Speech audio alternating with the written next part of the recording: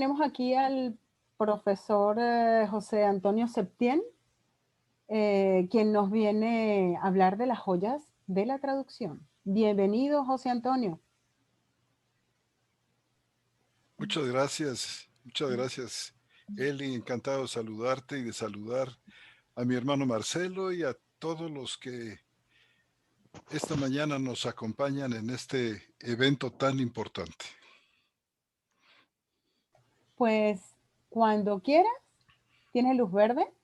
Estamos ansiosos de deleitarnos con esos tesoros que tienes para mostrarnos. Adelante. Muchas gracias. Dios te bendiga. Y Dios te bendiga, Eli. Mucho gusto Amén. saludarte.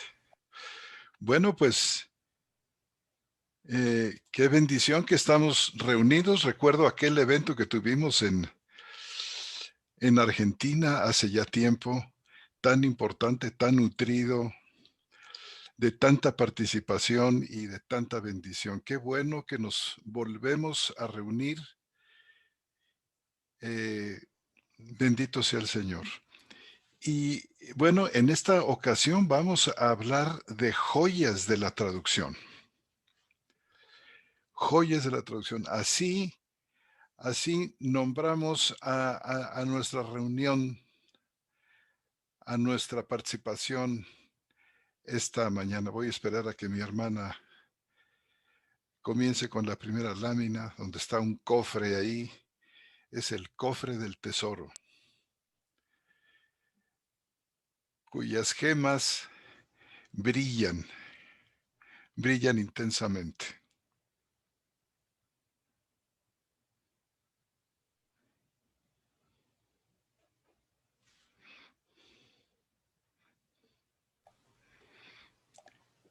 Estamos compartiendo ahora. Liana ya lo va a empezar a compartir. Está resolviendo algunos Perfecto, inconvenientes, problemillas. perfecto.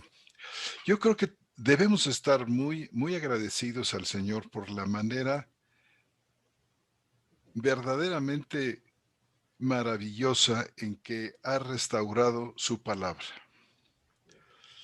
Y esto lo ha hecho sacando a la luz una enorme cantidad de documentos, papiros, pergaminos, que se remontan a los primeros 2 siglos de la historia del cristianismo, documentos que estaban en las arenas de los desiertos, escondidos, guardados en jarras o bien en antiquísimas bibliotecas. Y como hemos dicho en varias ocasiones, de poco podría servirnos el tener un Nuevo Testamento del que podemos estar seguros se corresponde en más de un 95 o 96% con los autógrafos, es decir, los documentos que salieron de la pluma de los primitivos escritores cristianos. Estos son los autógrafos. De poco serviría semejante trabajo que ha representado miles y miles de horas hombre, realizado por hombres y mujeres especialistas en las lenguas antiguas, en el copto, en el georgiano, en el latín antiguo, en el, en el siriaco, en el griego, en el hebreo, especialistas en Antiguo Testamento, en el masorético, especialistas en la Septuaginta. De poco nos serviría tener la, la, eh, la preciosidad de trabajo que tenemos nosotros, este trabajo terminado, si la traducción a las lenguas corrientes no es fiel, si no es segura. De poco nos sirve tener esto si la traducción a fin de cuentas es deficiente. Y desde los albores de la sociedad bíblica, el Señor puso en el corazón de nuestro muy amado hermano Carlos Fuchán, una fuerte preocupación y diría yo un sentido de urgencia para que la palabra de Dios fuera traducida con toda precisión y cuidado a partir de los mejores textos griegos. de los textos más antiguos eh, que recogía los hallazgos documentales tan antiguos. Y a lo largo del proceso de la traducción del Nuevo Testamento realizada por el hermano Francisco Lacueva, a quien nuestro hermano Carlos encomendó la traducción del Nuevo Testamento, y revisada en innumerables ocasiones después de la traducción, detectamos en la composición sintáctica de este texto griego, de esta traducción, perdón, hermanos. Y eh, en el análisis lexicográfico y gramatical que hemos venido haciendo del texto griego, aquí y allí, detalles interesantísimos y muy valiosos que consideramos como joyas, como piedras preciosas sacadas de una cantera multiforme. Y en esta ocasión hemos reunido para ustedes algunos de estos hallazgos, una pequeña muestra tomada de la belleza multicolor y la profundidad únicas de los oráculos de Dios. Estas joyas de traducción representan a todas luces un avance en lo que toca a la traducción bíblica en general y a la comprensión del texto en particular y, por supuesto, como resultado, una mayor precisión en la teología, en la comprensión del pensamiento de Dios. Y bueno, aquí en esta lámina que tienen ustedes delante, tenemos nosotros nueve vocablos que hemos escogido, nueve piezas, las cuales, como si fueran, eh, y como ocurre cuando tenemos una piedra de estas en las manos, al girarlos, por así decir, al girar estas piedras contra la luz, descubrimos colores, sus ricos matices. Al contemplar su exquisitez, nos hemos esforzado en traducirlos al español con todo cuidado, con todo esmero, frente al contexto general de las escrituras, muy conscientes de su alto valor doctrinal y formativo para el pueblo de Dios. Y la manera en que las presentamos será por la vía del contraste o la comparación. Y al hacerlo nos damos cuenta, nos percataremos de la falta de visión, habrá que decirlo con, con justeza, de que hacen gala algunas versiones en español muy conocidas y utilizadas que dejan ver muy claramente lo que hemos llamado la tradición de la traducción. Y aquí tienen ustedes estas joyas. Son palabras, son vocablos griegos como es pornía, episcopos, diaconía, tecnogonía, isugía, dikeocendes, una expresión que se encuentra en hebreo, la voz pasiva, energeo, que las encuentran ustedes en la cuarta edición de la Biblia textual y que, insisto, representan un verdadero avance. Vamos a comenzar con la primera. Vamos a comenzar con pornía. Y de entrada damos nosotros lo que consideramos ser la traducción más exacta. La primera de estas palabras es pornía, pues, y la hemos traducido como inmoralidad sexual. Y vamos a analizar tres versículos más en los que aparece este término. El primero de ellos es Mateo capítulo 5. Es el que tenemos ahí. Ahí podemos ver la manera en que algunas versiones vierten el vocablo pornía, lo van a notar porque está en negritas, en letras negritas.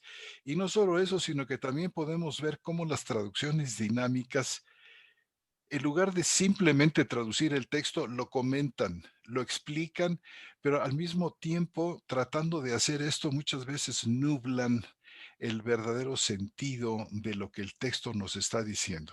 Fíjense, fíjense aquí en estas cuatro versiones que tenemos, cómo traducen pornía. Solamente leo la Reina Valera 60 para que se den idea. Pero yo os digo que el que repudia a su mujer, a no ser por causa de fornicación, traducen pornía por fornicación. La siguiente versión, Palabra de Dios para Todos, lo traduce como pecado sexual, poco más cerca del sentido correcto, que es inmoralidad sexual. La nueva versión internacional lo ata a la idea del adulterio, que es el pecado sexual dentro del matrimonio, y lo traduce como infidelidad sexual.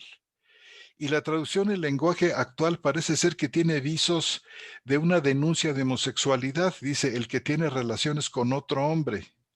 Porque dice, ahora yo les digo que el hombre solo puede divorciarse si su esposa tiene relaciones con otro hombre. Bueno, de vuelta está muy vinculada a la idea de la fornicación. Pornía como fornicación, pornía como infidelidad conyugal. Pasamos a la que sigue. Este es el otro caso, el segundo versículo, Mateo 19:9. Tenemos 4 versiones. Es otro pasaje distinto en parte al que estábamos viendo en Mateo 5, y de vuelta pornía vuelve a verterse aquí muy cercana a la idea de la fornicación. La Biblia Peshitta, por ejemplo, dice, habiendo ella cometido adulterio. La nueva versión internacional, como en el caso anterior, infidelidad conyugal. Y la Biblia de nuestro pueblo, que es una versión católico-romana, deja aquí muy en claro esta preocupación que tiene eh, la jerarquía católica por el problema grande que plaga a la Iglesia Católica de gente que vive en relaciones libres sin casarse. Y aquí un poco eufemísticamente la llama concubinato, siendo el concubinato una figura jurídica perfectamente reconocida en muchísimos países del mundo. Pero aquí la idea de concubinato está ausente del término pornía. Y aquí vemos cómo es que la Biblia se usa con fines, digamos, para causas extrañas. La Biblia al servicio de la ideología. No está la palabra concubinato, pero poco les importa y la ponen. Bueno, pasamos al siguiente versículo. Creo que es Primera de Corintios, capítulo 5 y versículo 1. Aquí vuelve a aparecer la palabra pornía, y noten ustedes cómo la ligan a fornicación, la Reina Valera 60, en 2 ocasiones. La Biblia Kadosh israelita, pecados sexuales. La Biblia de las Américas, inmoralidad a secas. Pero yo creo que la connotación de pornía es inmoralidad sexual, porque puede haber inmoralidad en diferentes campos de la vida, pero la especifica el vocablo pornía como inmoralidad en el terreno de la sexualidad. Y luego vean ustedes aquí un clásico ejemplo de traducción dinámica. Ya todo el mundo sabe que uno de ustedes está viviendo con su madrastra como si viviera con su esposa. O sea, está traduciendo pornía por esto que están viendo ustedes ahí. Realmente no está traduciendo el texto, está explicándolo como el traductor o el comité que mandó hacer la traducción lo ve. Por supuesto, eso está muy mal, ya con el juicio dado ahí. Este es el problema de las traducciones dinámicas. Dicen mucho más de lo que realmente debe decir. Pasamos a la lámina que sigue. En todos estos pasajes que hemos visto aquí, tenemos una condensación. Estos representan la traducción de la Biblia textual. Fíjese que en todos los casos presentamos pornía no como adulterio o fornicación o simplemente eh, inmoralidad, sino inmoralidad sexual. Y ustedes pueden verlo aquí. Y vamos a explicar en la siguiente lámina cuántas cosas incluye la inmoralidad sexual. Aparte de que les recomendamos que busquen ustedes esta excelente nota en la Biblia textual al final, después de Apocalipsis, en las notas explicativas y notas exegéticas, la 316, donde ahí pueden ver ustedes con detalle el las razones por las cuales escogimos inmoralidad sexual como la traducción correcta. ¿Por qué? Porque incluye todo lo que ustedes ven aquí en la tabla de la mano derecha.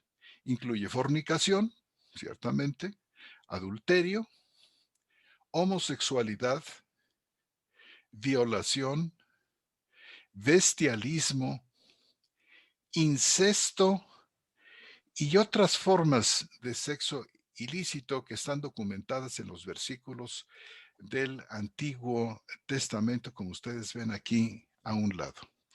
Todas estas cosas incluyen la palabra pornía, no solamente la fornicación. Y fíjense ustedes que en el caso, por ejemplo, de tener que dar una carta de repudio, no es solamente en caso de fornicación, sino es en caso de inmoralidad sexual que puede incluir cualquiera de estas cosas. Son motivos suficientes para una separación, para un rompimiento de pareja. Por eso es esto tan importante. Bueno, pues pasamos entonces a la lámina que sigue, por favor. Pues entonces aquí en nuestra Biblia textual, eh, Mateo capítulo 19, lo hemos traducido pues para que tengan un ejemplo como inmoralidad sexual.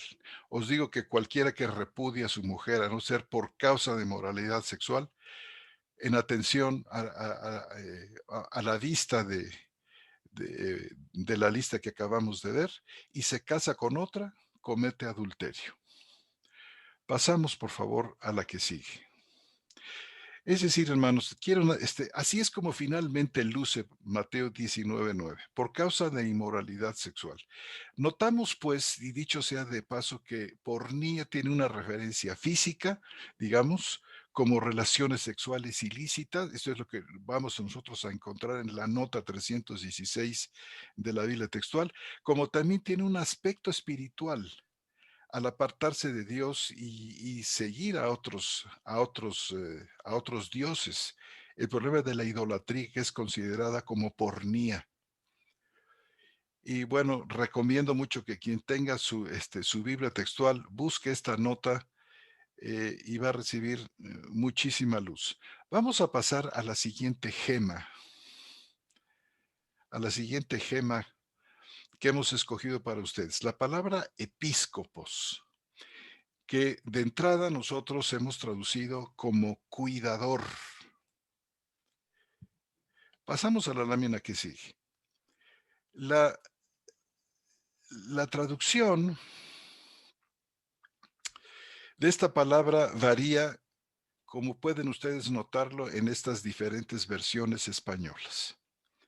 En unas, como la Reina Valera, lo que tenemos no es una traducción del término episcopos, el término griego episcopos, sino lo que tenemos es una transliteración.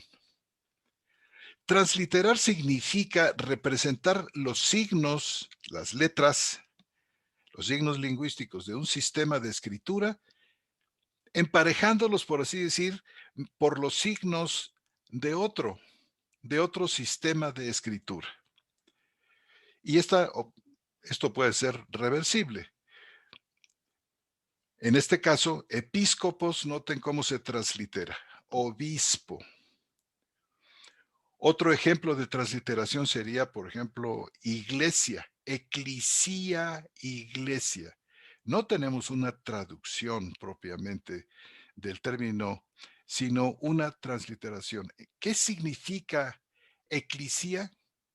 De una manera muy, muy simple, significa asamblea. Casi todas las selecciones de traducción para este término evocan un, eh, un sentido jerárquico. Por ejemplo, como lo notamos aquí en la palabra dignatario de la Biblia Peshitta del Nuevo Testamento, porque el dignatario debe ser irreprensible. No sé de dónde sacaron lo de dignatario, casi siempre responde a las estructuras eclesiológicas de los grupos que mandan traducir estas versiones.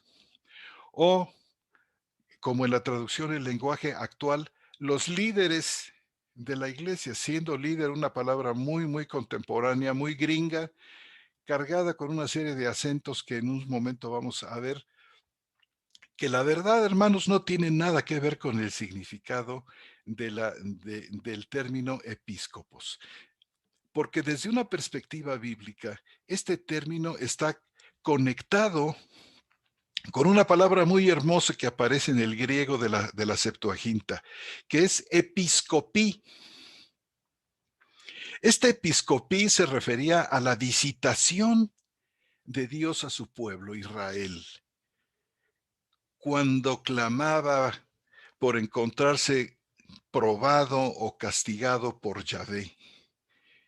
Y él respondía con cuidados de todo tipo, como la libertad de sus opresores, consolación, restauración nacional, la productividad de la tierra, el aumento de las lluvias, cosechas abundantes, la multiplicación de sus animales, sanidad de sus enfermedades, fortalecimiento de su identidad, etcétera.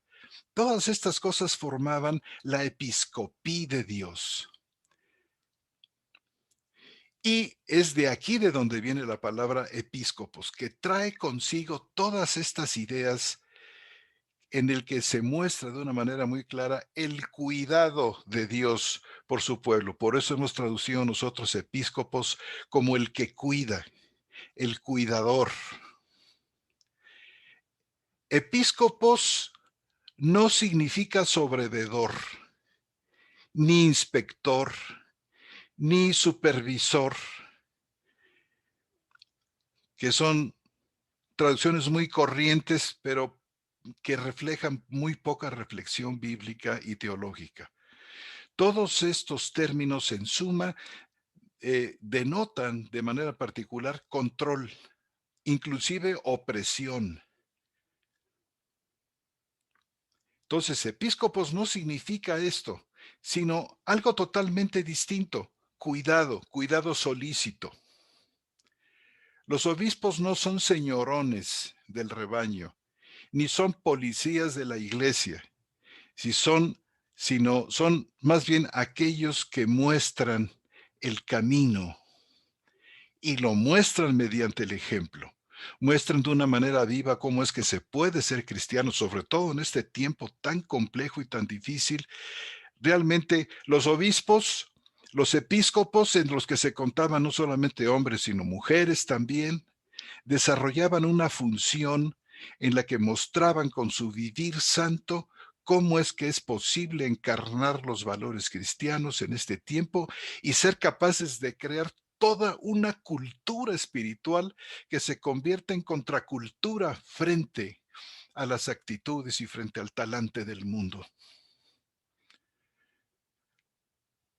Lamentablemente, este tipo de lenguaje que nosotros vemos en las versiones como estas, que resulta tan jerarquizado, tan institucional, ha sido tomado de las instituciones humanas. Ha sido tomado, por ejemplo, del ejército, del mundo empresarial, del marketing, del gobierno y de otras. Y esta idea de la institución humana ha sido maliciosamente, perversamente introducido dentro de, dentro de la iglesia. Y lo que cambió, permítame un segundo,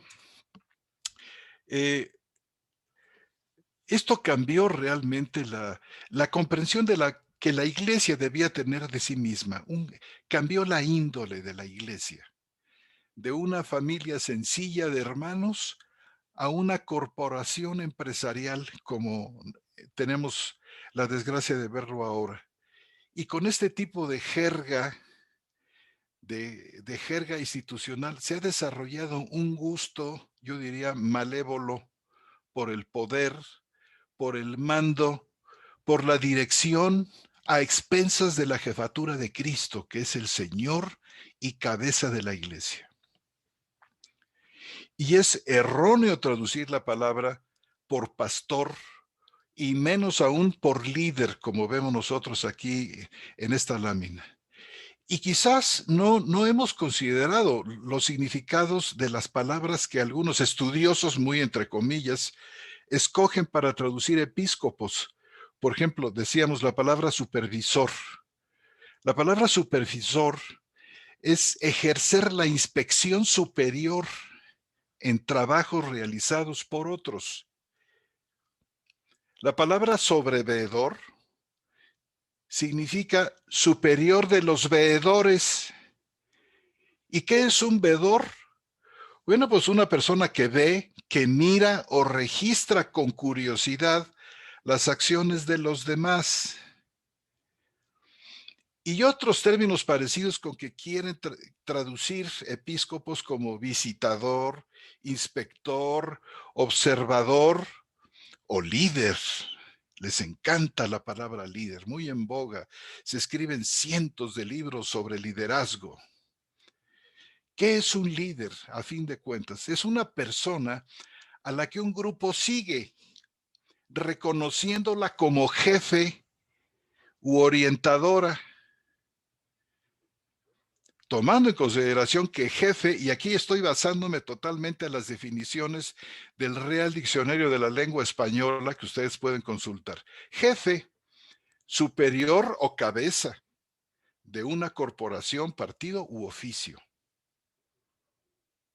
La palabra superintendente, persona a cuyo cargo está la dirección y cuidado de algo con superioridad a los demás que sirven en ello. Y por supuesto, todos estos términos con estas connotaciones se acercan muchísimo al término capataz, que los encontramos varias veces en el Antiguo Testamento y pueden ustedes consultar Éxodo 5:6 como un botoncito de muestra. El capataz es la persona que gobierna y vigila a un cierto número de trabajadores, no lejos del líder, no lejos de superintendente, de sobreveedor, como acabamos de ver. La palabra vigilar está ahí muy viva y muy presente, y vigilar significa observar algo o a alguien atenta y cuidadosamente. Y ha conducido todo esto, todas estas concepciones mundanas introducidas dentro del vocabulario y dentro de la comprensión cristiana de lo que realmente debe ser otra cosa que cuidar. Lo que ha hecho es que términos como pastorear pierdan su sentido bíblico para adoptar un sentido eclesial. Entonces, recordamos aquí, o el diccionario de la Real Academia hace evidente que, que la idea aquí en este sentido eclesial se dice de un prelado. ¿Qué es un prelado? Es un superior de una comunidad eclesiástica. Cuidar de manera vigilante a sus fieles, dirigirlos y gobernarlos, que es el que priva, no solamente dentro de la Iglesia Católica, dentro de la mayoría de las confesiones cristianas, incluidos los protestantes o evangélicos. Este es un problema muy grave, porque totalmente ausente del sentido fundamental de la palabra episcopos está todo esto de lo que acabamos de hablar. Es el cuidado que se tiene cuando se ora, cuando se busca, cuando se vive delante de los demás y se encarnan los valores cristianos. Esto anima más que ninguna otra cosa a los seguidores y a las seguidoras de Cristo a seguir en pos de Él. Y decir, es posible ser cristiano, sí, es posible que yo pueda tener una relación profunda que transforme mi vida entera, mis relaciones, en general con mis hijos, sobre todo cuando son adolescentes, no se diga, con mi esposo, con mi esposa, con mis trabajadores. Por supuesto que sí, de esto se trata. Esto es lo que aprendemos, entre otras cosas maravillosas, dentro de la iglesia cristiana, y los episcopos muestran con su ejemplo de vida sacrificado cómo es que esto es realmente posible. Pasamos a la siguiente lámina, por favor. Entonces aquí en la carta a Tito, por ejemplo, noten ustedes cómo hemos traducido. Porque es necesario que el que cuida de los demás, no el que los gobierna ni los mangonea, el que cuida de los demás sea irreprensible como administrador de Dios. Bueno, pues tenemos esto aquí. Ustedes conocen lo demás. Pasamos a la lámina que sigue. Así queda finalmente Tito, como también quedó Primera de Timoteo capítulo 3, capítulo 4, donde se emplea la palabra episcopos. Es necesario que el que cuida. Esto señala, esto enmarca maravillosamente el trabajo, la actividad, la responsabilidad de aquel a quien Dios ha puesto al frente como colaborador suyo para el crecimiento, para el equipamiento de los hermanos para la obra del ministerio, el que cuida. Pasamos a la siguiente lámina, donde vamos a ver otra, otra gema preciosa, que es la palabra diaconía. La palabra diaconía la hemos traducido en la Biblia textual como servicio, como servicio. Y el término tiene una significación enorme, dado que Cristo se ha presentado ante los suyos como servidor. ¿Recuerdan ustedes aquel pasaje de Mateo 20:28 donde dice que el Hijo del Hombre no ha venido para ser servido, sino para servir y dar su vida en rescate por muchos? Las relaciones significadas con este término del servicio en la nueva era del Espíritu, en el nuevo y eterno pacto de Jesucristo, es totalmente revolucionaria y contrasta con todos los sistemas religiosos anteriores y posteriores. Por lo tanto, la palabra que a veces se maltraduce como ministrar o ministro, como un dignatario eclesiástico, como alguien con autoridad especial arriba de los demás hermanos que se supone que son iguales en condición. Dice, porque todos sois hermanos. Estos oscurecen esta idea novísima que el Señor ha traído aquí. Pasamos entonces a la lámina que sigue, por favor. Tenemos nosotros. Alguien tiene por ahí su micrófono prendido, le suplico que lo apague. Muchas gracias. Tenemos aquí un comparativo. Noten ustedes las diferentes traducciones que le han dado tradicionalmente a este término en el caso de Primera de Timoteo 3:8. Dice la Reina Valera, los diáconos asimismo deben ser honestos. También los llaman ayudantes y dicen son ayudantes de los episcopos, lo cual no es cierto. O una versión para que quien no esté perfectamente versado en el hebreo se pierda absolutamente y no sepa de qué le están hablando.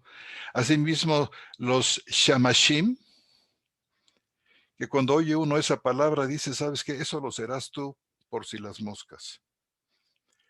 O pasamos a la traducción que sigue, el lenguaje actual que vuelve a traducir diáconos. Y pasamos, todo esto viene porque se ha malentendido un pasaje muy interesante que vamos a ver en la lámina que sigue, que es Hechos, si no me equivoco, es Hechos capítulo 6 y versículo 1. Es un pasaje que está en el libro de los Hechos. ¿Recuerdan ustedes? El capítulo 6, donde se había presentado una dificultad porque se había multiplicado el número de los discípulos y resulta que los apóstoles estaban sirviendo a las mesas eh, de todos los que comían juntos. Y servir a las mesas creo que puede implicar mucho más atender otros muchos asuntos de tipo práctico que hacían que se les acabara realmente el tiempo, era demasiado trabajo. Entonces, dice ahí eh, en el capítulo 6, ahí en el versículo 2, se convoca a los creyentes para que se escoja, para que la iglesia escoja, por cierto, es la iglesia la que escoge y no algún comité muy por encima de los hermanos que escoge, sino la iglesia escoge a 7 varones, dice, de buen testimonio, y dice el versículo 3, buscad más bien de entre vosotros a 7 varones que sean de buen testimonio, llenos del espíritu y de sabiduría, a quienes encarguemos este servicio. Y nosotros nos dedicaremos a la oración y al servicio de la palabra, y lo dicho fue agradable delante de toda la congregación, y escogieron a Esteban, y ese varón lleno de fe y del Espíritu Santo, y a otros, para que se hicieran cargo de este servicio. Ahí no dice que los nombraron diáconos. Se utiliza la palabra servicio, diaconía, como ustedes pueden ver en el versículo 4. Nosotros nos dedicaremos a la oración y al servicio de la palabra. También en el versículo 2, donde dice, no es bueno que nosotros dejemos la palabra de Dios para servir. Aquí el verbo es, la palabra es diaconeo.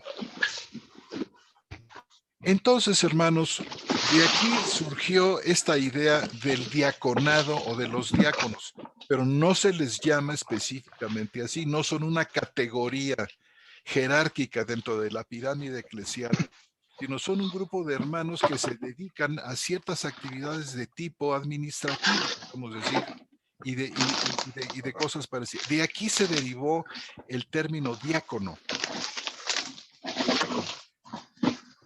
Por favor, si pueden por ahí apagar su micrófono, se los agradezco mucho, hermanos, muchas gracias. Eh, Pasamos entonces a la lámina que sigue, por favor.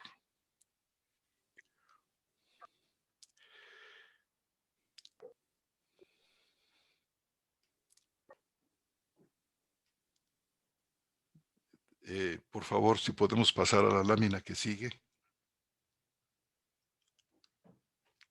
Quizás hay un problemita técnico. Ahí está ya, muchísimas gracias. Vamos a ampliarla tantito para que veamos ahí en ese mismo contexto de Hechos capítulo 6. La siguiente lámina, por favor.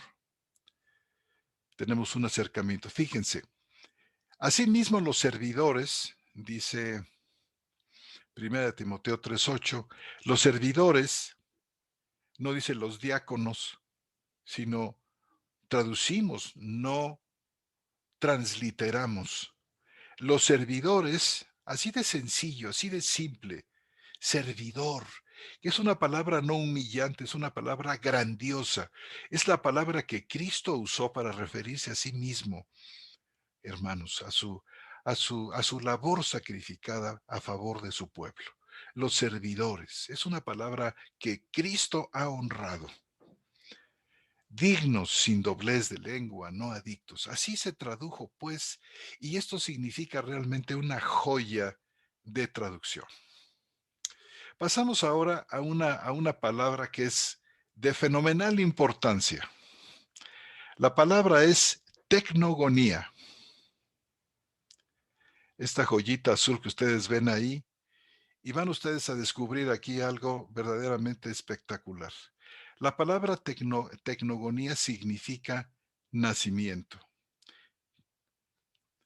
Muy bien. Bueno, pues es una joya particularmente interesante porque por lo que vamos a ver. El versículo completo está basado, nos lo encontramos en Primera de Timoteo 2:15, y el versículo completo, del cual solamente tenemos una partecita aquí eh, utilizando la Reina Valera 60, sería así. Hablando de la mujer, del versículo 14. Y se salvará engendrando hijos si permaneciere en fe y amor y santificación con modestia. Fíjense ustedes aquí que estamos señalando en azul la traducción de tecnogonías en varias versiones. Por ejemplo, la traducción del lenguaje actual dice: las mujeres se salvarán si tienen hijos. La que sigue diría: engendrando hijos. La del peregrino diría: se salvará por la maternidad.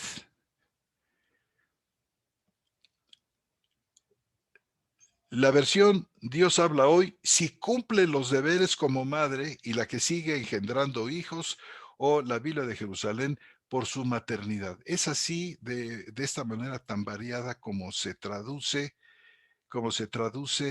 la palabra tecnogonías. Ahora, ¿qué los que tradujeron de esta manera en armonía con el contexto no se percataron de que esta traducción ponía en contradicción al apóstol Pablo? Fíjense en la siguiente lámina, que era lo que el apóstol Pablo decía en Efesios 2:8, y yo creo que muchos que hemos leído estas traducciones nos hemos quedado como este señor, que dice: Efesios 2:8 registra: porque por gracia habéis sido salvados por medio de la fe. Fíjense, exclusivamente por medio de la fe. Y esto no de vosotros, es el don de Dios, no por obras, para que nadie se gloríe.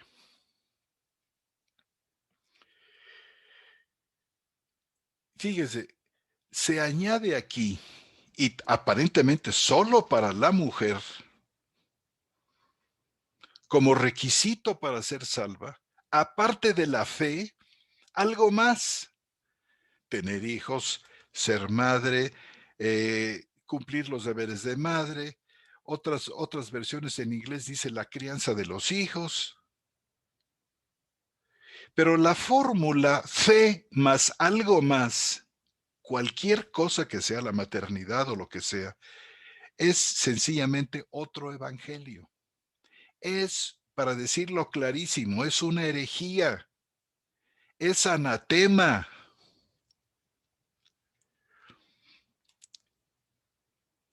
Pasamos a la lámina que sigue. Fíjese, y además del problema de la contradicción, bueno, entonces, ¿por obras o no es por obras? ¿Es solamente por fe o es por algo más? Tenemos dos palabras cruciales que aparecen en este versículo. En primer lugar, el verbo sozo. Sozo, que significa salvar, también significa sanar.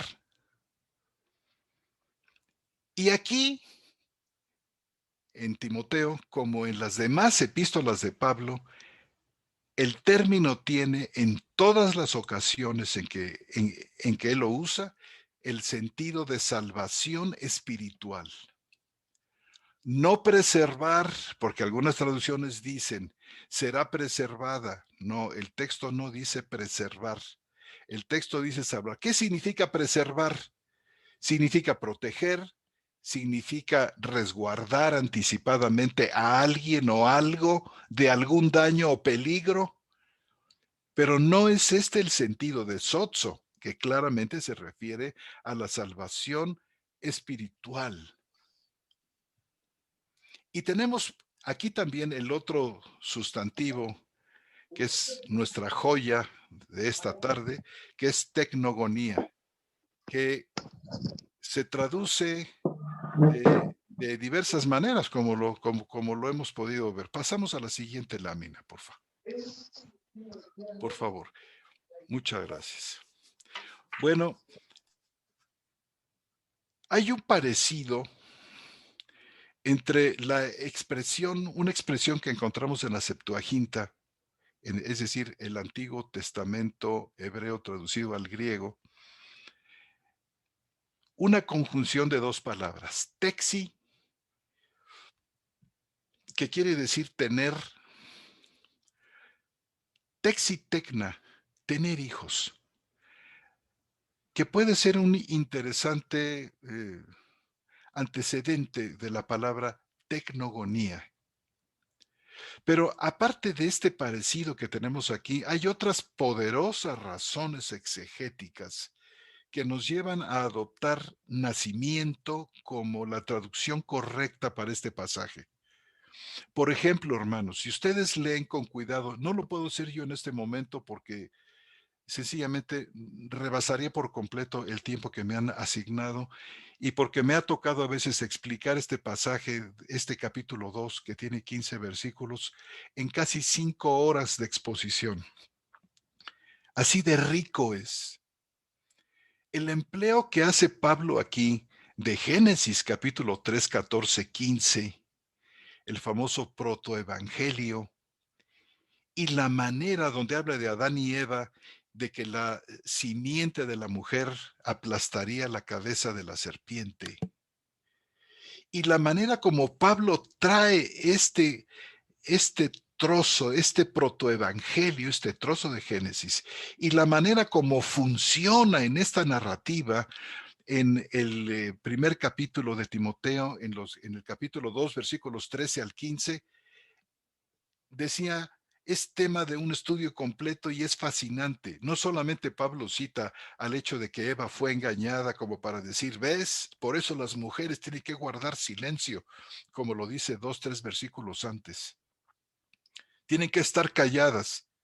Quien lo lee así sencillamente no ha entendido el pasaje y no entiende cómo funciona, por qué Pablo ha traído aquí este protoevangelio para, para para traer finalmente en el versículo 15 un mensaje liberador maravilloso para la mujer.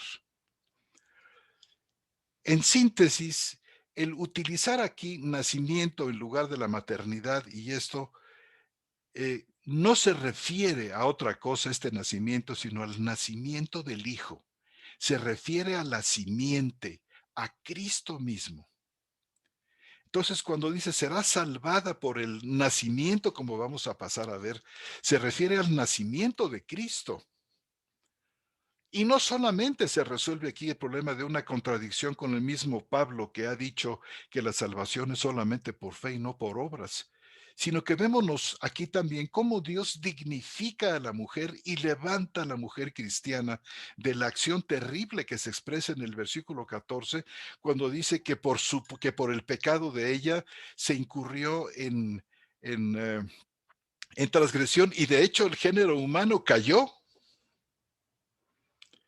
Pero así como Pablo dice, por la mujer el género humano cayó.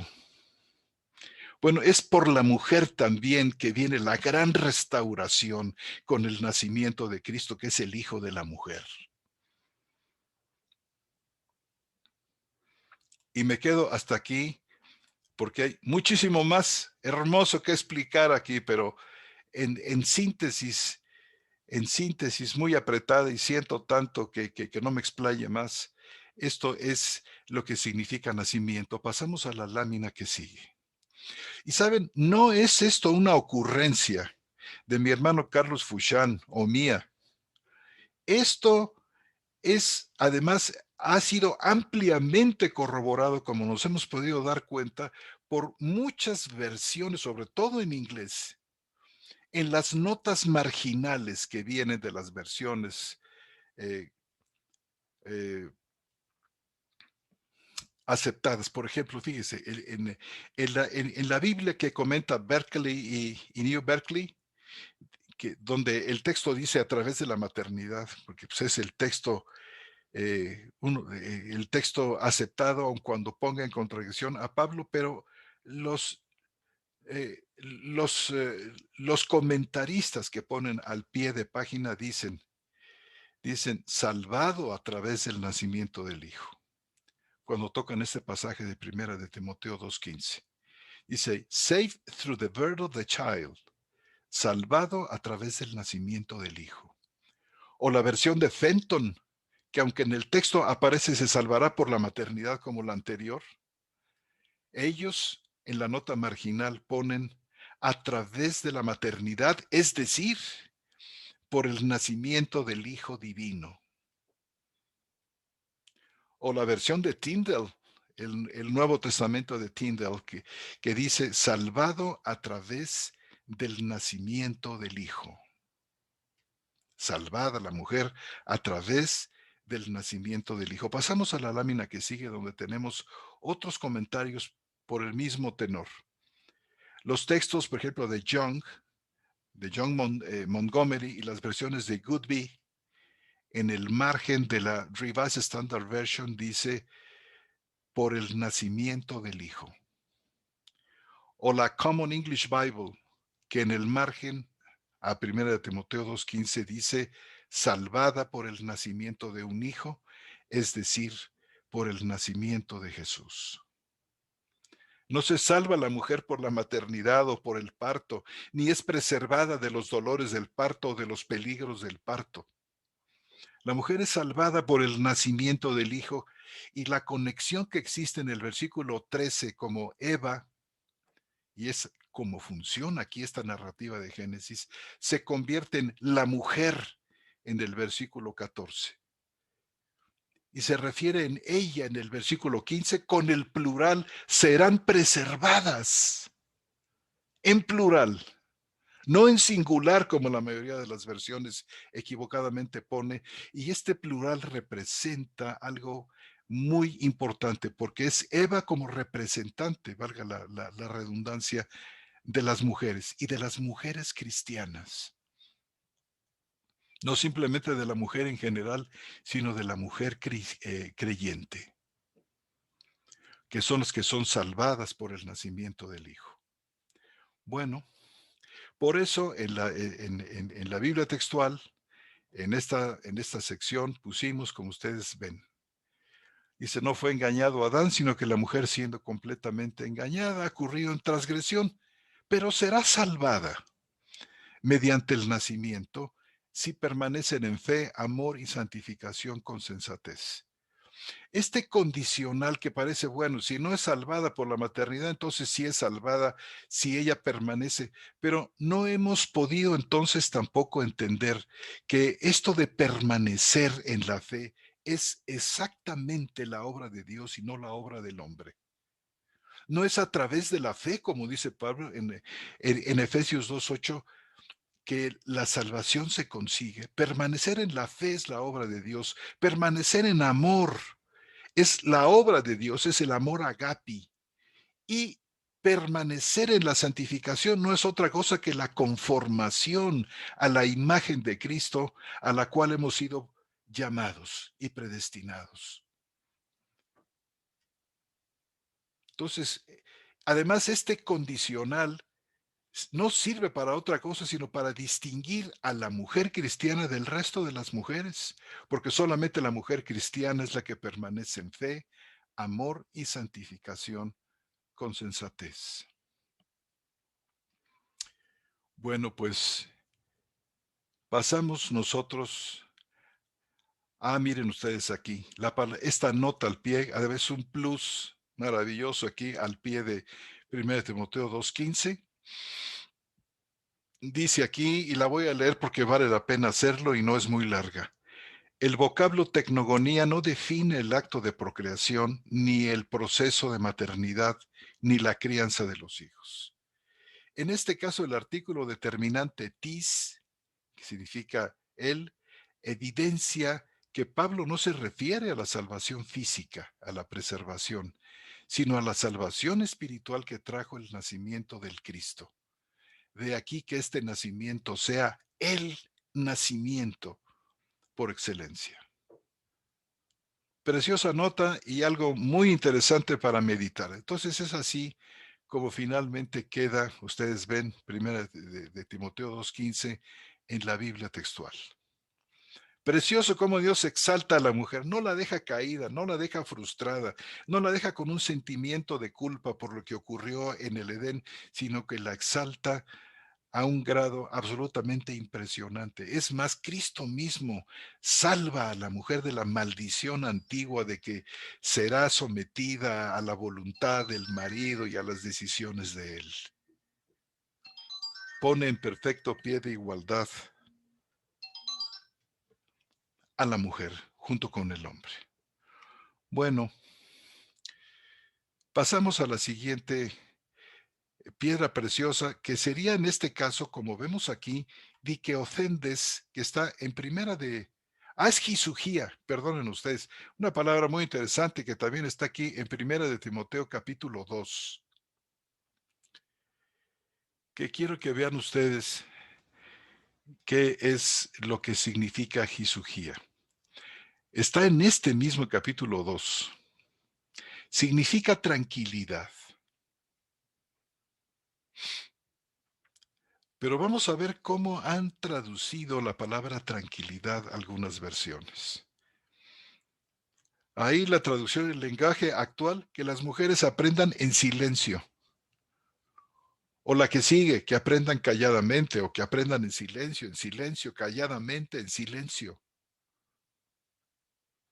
Y el versículo que sigue, que también contiene la palabra isugía, que permanezca callada, que esté callada, que permanezca callada, que se mantenga en silencio.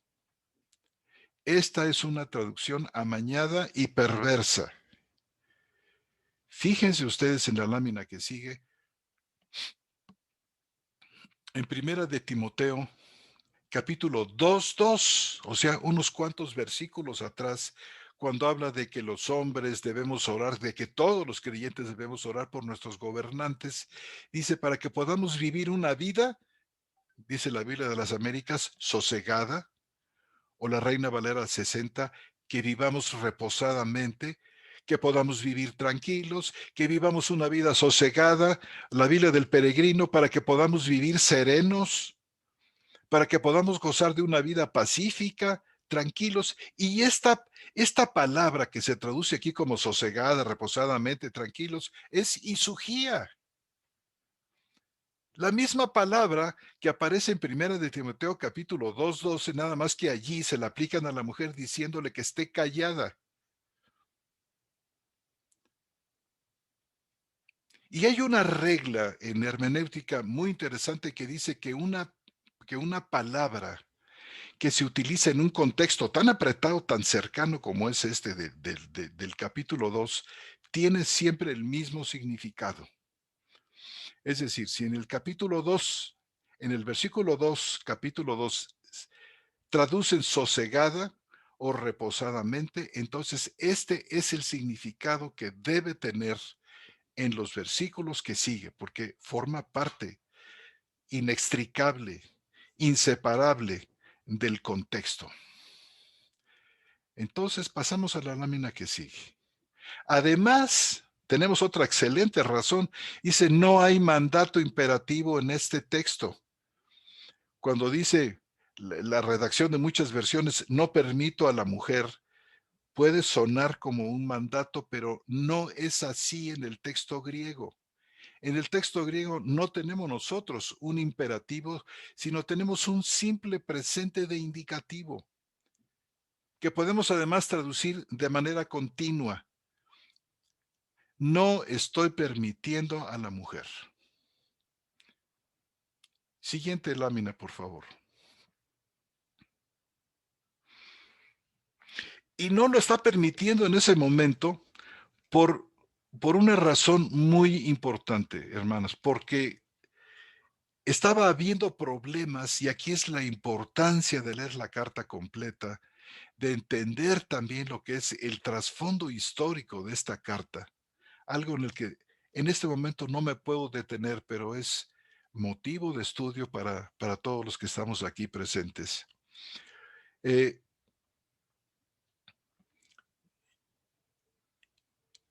Muchas actitudes de tipo misógino que plagan a las iglesias, no solamente utilizan este pasaje, sino Primera de Corintios 14, 34 al 36, para hacer callar a las mujeres creyentes. En este pasaje, sin embargo, lo que encontramos es un problema de interpretación allí en Primera de Corintios 14, a pesar de lo que dice Primera de Corintios 11:5, de que la mujer en las comunidades de Pablo gozaban de una gran libertad para profetizar, que es un don exquisito y lleno de significado y que incluye muchos aspectos como la enseñanza. la consolación, la edificación, como dice 1 Corintios 14:2, y podía orar públicamente también. Por eso nosotros hemos traducido: la mujer aprenda con tranquilidad. Pudimos haber traducido también con sosiego o con reposo. Si podemos ampliar un poquito más, quiero que la lámina que sigue. Muchísimas gracias. Con toda sujeción, pero no permito a la mujer enseñar, y esta prohibición es solamente temporal, en cuanto se arreglaran las cosas de Corinto, dado que la práctica de Pablo en las comunidades que él fundaba era que la mujer pudiera expresarse libremente, por ejemplo, en la profecía, que obviamente es un don que se expresa oralmente, no con signos, no con el idioma de los mudos, ni diciéndole al marido qué era lo que tenía que decir, sino a viva voz. Bueno, la lámina que sigue, por favor.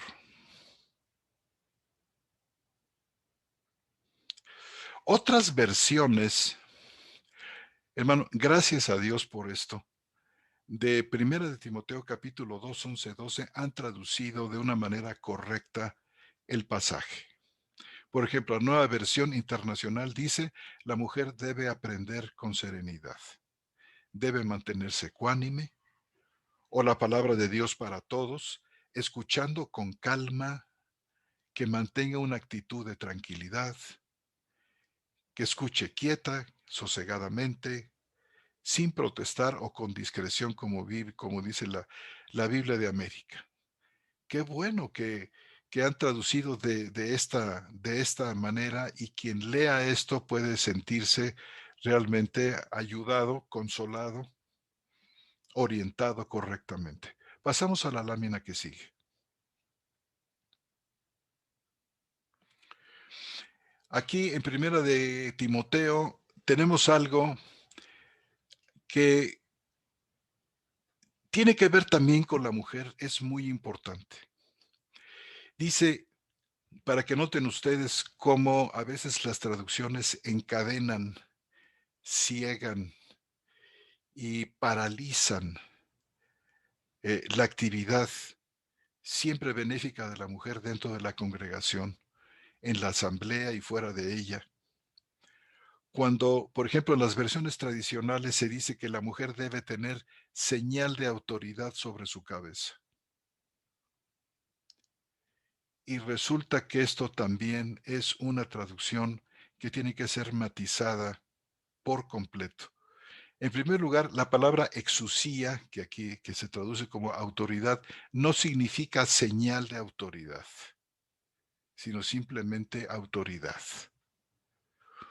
Y la preposición epi que sigue, que tradicionalmente en el caso acusativo la han traducido como sobre, también puede significar junto a, como pasa, por ejemplo, en el caso de nuestro Señor Jesús, que cuando va camino a Galilea pasa por Samaria y dice, y se sienta no sobre el pozo, porque ahí se usa epi.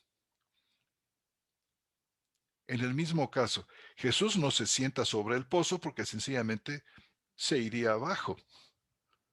El Señor se sienta junto al pozo. O cuando el hombre aquel que es maltratado y robado dice que queda tirado junto al camino. Esta, y donde está también la preposición epi.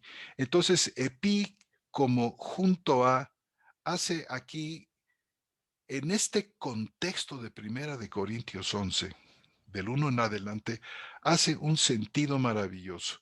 La mujer debe tener autoridad junto con, puesto que Dios ha igualado el lugar y la posición de la mujer con la del hombre. Por eso dice Pablo que los que están revestidos de Cristo se han unido a Cristo, y esto hace que no haya entre ellos diferencias de tipo étnico. No hay diferencia entre judío o gentil, o de género, diferencia entre varón y hembra. o diferencias sociales tan marcadas en aquella época como eran los ricos, los dueños de los esclavos y los esclavos. Bueno, aquí hay muchísimo más que decir porque comenzando en este pasaje, estamos aquí citando el versículo 10, los primeros 2 o 3 versículos de este capítulo hablan, establecen una especie de comparación entre la Trinidad y el hombre y la mujer, algo que también embona de manera maravillosa con este pensamiento que estamos diciendo aquí, pero esto no aparece todavía, no está en la cuarta edición de la Biblia textual, pero aparecerá en la quinta con la ayuda del Señor. Además, con excelentes razones de mucho tipo. Pero regresando primera de Timoteo 2:11, tenemos que la Biblia textual, pues, va a establecer ahí, junto con la mujer aprenda con tranquilidad, con toda sujeción y que esté tranquila. Bueno, pues pasamos a la lámina que sigue, que ya se nos vino el tiempo encima, mis amados hermanos. La palabra dikeocendes es una palabra del cual ya he hablado en repetidas ocasiones que tiene que ver con el habiendo sido justificados. En esta ocasión, para terminar la exposición, vamos a hacer un salto y vamos a pasar a la palabra energeo que aparece en nuestras Biblias textuales, que es la última palabra de esta serie. Le pido a mi hermana que tenga la bondad de saltar, de saltar hasta allá. La última, energeo. Muchas gracias. Que significa, o hemos traducido nosotros, me parece que con bastante corrección, energizar. Pasamos a la lámina que sigue, por favor. Otra vez, nuestro comparativo para darnos cuenta cómo tradicionalmente se ha vertido esta palabra al español. Producir, hacer, en la Reina Valera 60.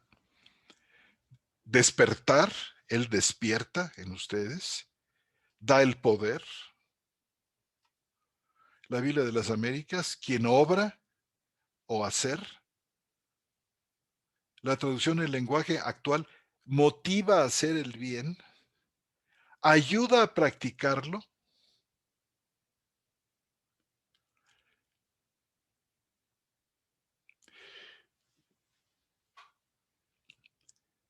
El problema con estas traducciones es que pasan por alto una situación que es fundamental en la traducción del vocablo energeo.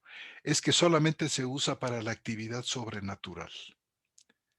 En la mayoría de las ocasiones con referencia a Dios. En otras ocasiones con referencia a Satanás, que también es un ser sobrenatural, y su actuar que Dios le permite es también en este mismo tenor. Pero la actividad, sobre todo en estos contextos, es clarísimo que se refiere a la actividad sobrenatural de Dios. No es la actividad humana. Este producir o este hacer son los dos de factura de origen divino.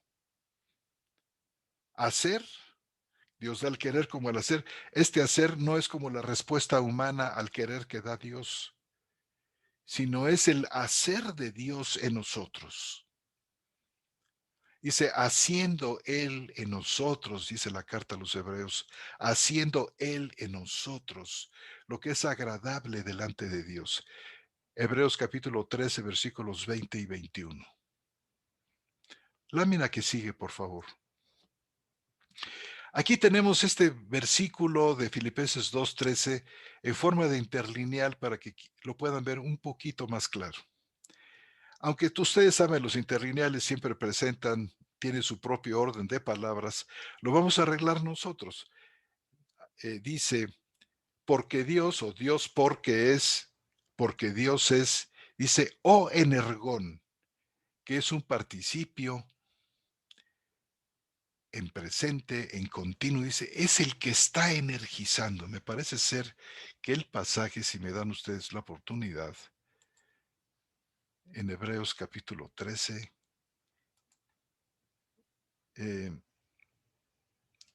capítulo 13, no, perdónos, Filipenses capítulo 2, versículo 13.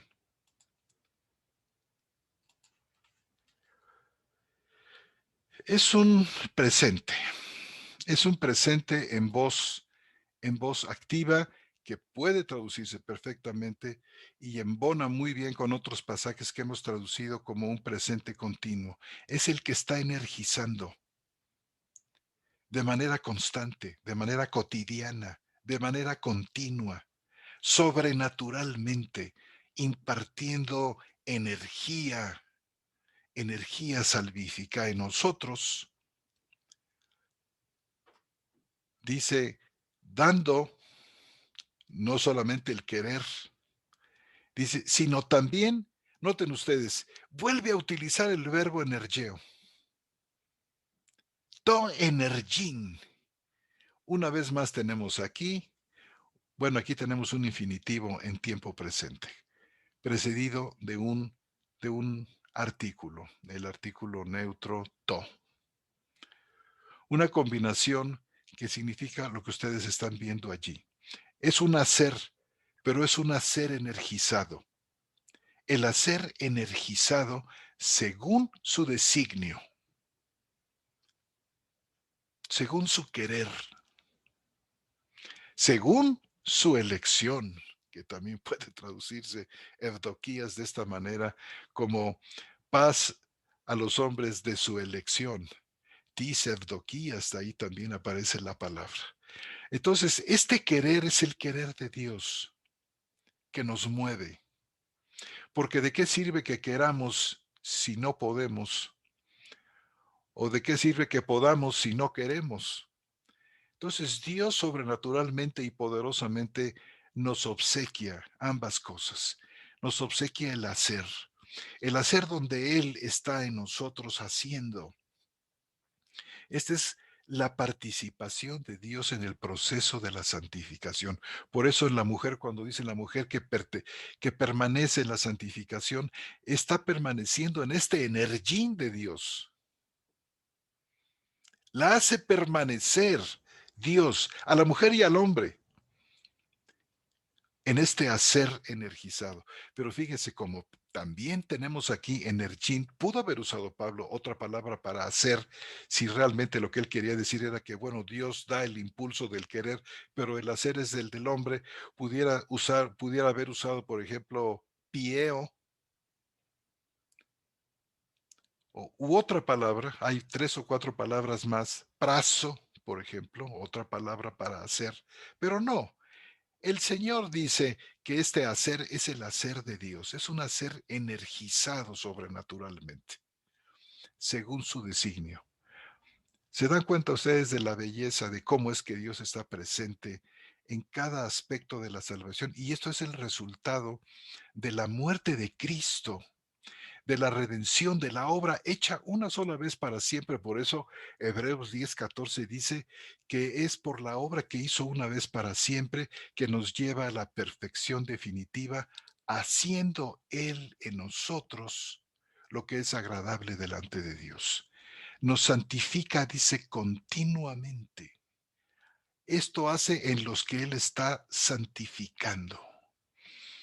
Así es que esta relación de versículos que es perfectamente legítima y perfectamente justa, nos da una idea de, pues, de la acción salvadora de Dios, qué alcances tiene y cómo es que una traducción así puede iluminar tanto nuestra comprensión de la palabra de Dios y de la santificación. Y con esto, mis amados hermanos, termino mi exposición. Perdón que he tomado tanto tiempo. Em, Espero que esto les haya animado. Quedaron pendientes otras 3 palabras y otras más cosas, quizás en otra oportunidad. Porque vean ustedes este pasaje. Gracias, hermana Liana, que me recuerdas este. ¿Qué es este energin? ¿Qué es este energizar? Hermanos, dice aquí, ¿y cuál la inmensurable grandeza de su poder para con nosotros los que creemos conforme a la energía de su poderosa fuerza, la cual energizó a Cristo? al levantarlo de los muertos y sentarlo a su diestra en los celestiales.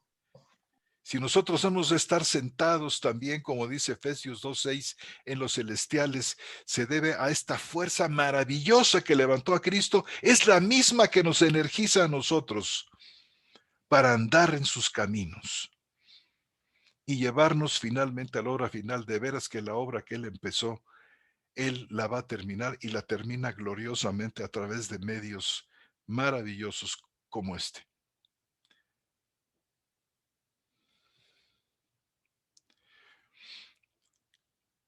Por eso aparece ahí, como dice finalmente en este pasaje, está energizando y el energizado a ser.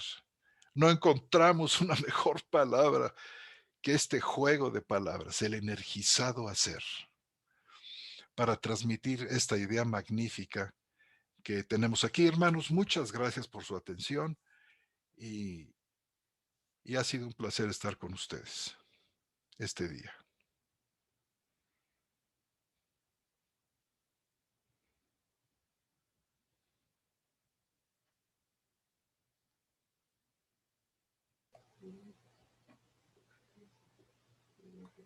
Pues muchas gracias, profesor Septién, por su exposición, como siempre muy interesante. Agradecemos toda su dedicación. Tenemos una pregunta de uno de los asistentes que dice, tiene dos preguntas. Es Alfredo Salgado y dice, ¿por qué no se usó pecado sexual en lugar de inmoralidad sexual? La moral no es estática, mientras que el pecado es absoluto y permanente como concepto. Y la segunda pregunta es iglesia, eclesia, knesset, sinagoga. Todas significan asamblea. ¿Qué palabra exacta se usa en Apocalipsis al hablar de la sinagoga de Satanás? Bueno, comenzando con la segunda, la asamblea de Satanás. La asamblea de Satanás. Así es. Satanás tiene su asamblea, tiene sus asambleas. Vaya. Y con respecto a la primera, tenemos que tener cuidado cuando usamos pecado en singular o pecados en plural. Pecado en singular incluye toda una gama de actividades. Es más, pecado significa en singular la tendencia del hombre hacia el mal, aquella que se hereda de Adán, que da como resultado pecados en plural, que es una realidad multiforme y muchas veces cambiante. No sé si esto ayude a contestar la pregunta. Si no, la contrarréplica, bienvenida. Vale. Un momento que pagamos el... Entonces, Alfredo vuelve a decir, entonces es incorrecto decir sinagoga de Satanás porque podría tener una connotación antisemita. Bueno, yo creo que es inevitable que la tenga por cuanto sinagoga siempre está relacionada con aquella práctica del judaísmo de tener un lugar para reunirse allí. Y no cabe duda que hay también, más que un aspecto antisemita, lo que tenemos es un aspecto peyorativo de la palabra. Porque Dios tiene una sinagoga, Dios tiene una asamblea que es su eclisía. Satanás, el gran imitador, tiene su eclisía. Yo creo que para diferenciarla y hacerlo de una manera peyorativa, se ha utilizado la palabra sinagoga, aunque podría haberse utilizado asamblea.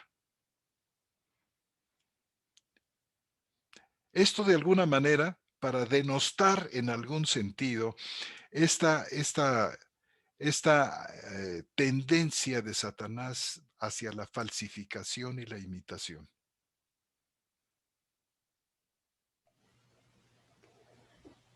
Bien, pues muchas gracias. Allí había una pregunta más, pero creo que la contestaremos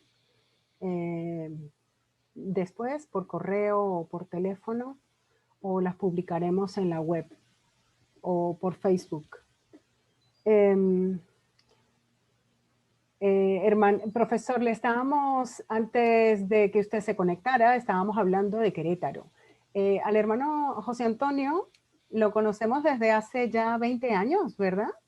Yo creo que sí. 20 años ha estado el profesor trabajando en la Sociedad Bíblica Iberoamericana, y el profesor Septién es autor de el curso de griego al alcance de todos.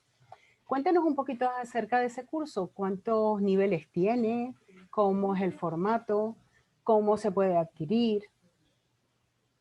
Con mucho gusto. El libro El griego bíblico al alcance de todos fue publicado en el 2005 por la editorial CLIE, la editorial española. Se trata de un curso autodidacta, es decir, un curso que cada uno puede llevar sin la necesidad del maestro, a su propio paso, a su propio tiempo, por lo cual el libro está lleno de muchas prácticas, de muchísimos ejercicios con respuestas. Originalmente el libro eh, se publicó en un solo volumen de pasta dura, del tamaño de una hoja de máquina, pero tenía 700 y pico de páginas, y realmente cuando veía uno el libro no dejaba uno como de atemorizarse un poco y decir, es que me tengo que aprender todo eso, es que es necesario pasar por ese, por ese caudal de páginas. eh, y fue así que hice una revisión a fondo y se decidió publicarlo en 4 partes. Em, Ahora tenemos la parte uno, el volumen uno, ya publicado en amazon.com, y el cuarto volumen que está por salir, que es el que lleva toda la carga de los ejercicios y sus respuestas, también por salir. Ese es un libro que puede utilizarse para cursos de seminario, puede utilizarse para grupos al estilo de FLET, la Facultad Latinoamericana de Estudios Teológicos, que tiene un programa de formación para maestros en sus famosas peñas o pequeños grupos de pastores que estudian los diversos libros. Bueno, este libro, de hecho, está por utilizarse de esta manera en Chile y de usarse también en la Facultad Teológica Internacional de Chile como parte del programa de formación teológica. Y bueno, pues creo yo que es un poco más barato. También me interesaba mucho que el libro resultara no caro como era el otro. Muy servido.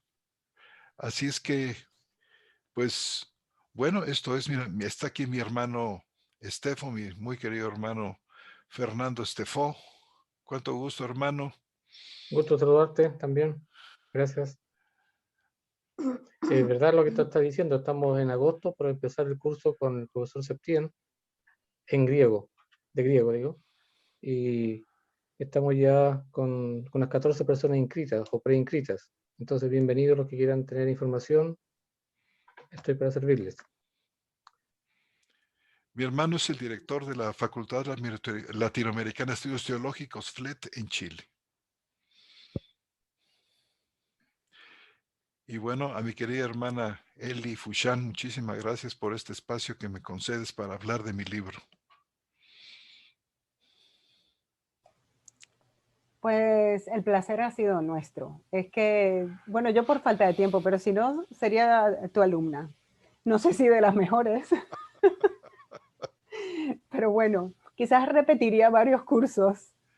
Bueno, pues el día que te animes, ya sabes. Vale, vale, vale. Muy bien, muchas gracias. Gracias Bueno, a ti. pues gracias por tu exposición. Como siempre, nos ha dejado claras muchísimas cosas. Y bueno, nos despedimos. detiene esta oportunidad, pero bueno, te invitamos a que sigas quedándote en contacto con nosotros, porque ahora tendremos un pequeño receso, descanso de media hora, y luego contaremos con la presencia de Claudio. No, vamos a escuchar unos testimonios acerca del impacto de la Biblia textual en algunas personas. Nos vemos dentro de un rato, media hora. Dios les bendiga. Dios. Hasta ahora. Dios, Fernando.